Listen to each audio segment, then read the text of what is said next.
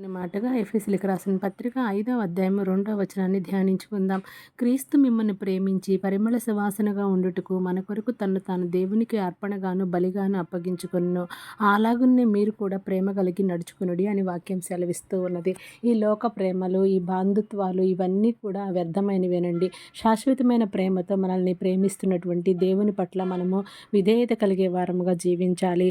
అంతేకాకుండా క్రీస్తు ప్రభువారు మన కొరకు ప్రతి ఒక్క విషయంలోనూ కూడా మాదిరికర జీవితాన్ని కలిగి ఉన్నట్లుగానే మనము కూడా క్రీస్తు వలె ఆయన యొక్క మార్గముల్లో స్థిరపరచబడి ఆయన అనుసరించినటువంటి మార్గాన్ని మనము కూడా అనుసరిస్తూ ఆయన క్రీస్తు పరిమళ సువాసనగా మన జీవితాలను ఎప్పుడైతే సిద్ధపరచుకుంటామో, దేవుని యొక్క ప్రేమను మనం చూపిస్తామో, అప్పుడు మనము కూడా క్రీస్తులోకి సారూప్యంలోకి మార్చబడినట్లుగా దేవుని దయ పొందినటువంటి బిడ్డలుగాను, దేవుని అధికారం పొందినటువంటి బిడ్డలుగాను మన జీవితాలను వెలిగించుకునే వారముగా మనం క్రీస్తు ప్రేమను చాటి చెప్పే వారముగా ఉందాం. Thank you. Praise the lord.